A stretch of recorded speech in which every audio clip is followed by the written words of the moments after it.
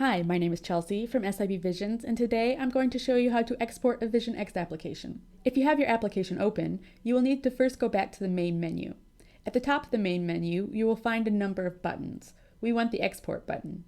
Once we click on it, an exporting wizard pops up, and there is now a list of our applications. For my example, I'm going to export my projects application, which is already highlighted. I also need to choose my export type. Usually, it's enough to choose the type Update. This will export everything and can be imported into any other VisionX version if needed. It is a good choice for making a backup of your application or to send to someone else that may want to edit your app. The biggest advantage of the Update type is that you get everything you need, but the files are not so large.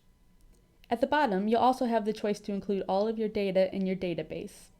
I will include both my objects and records, so I really have everything I could need.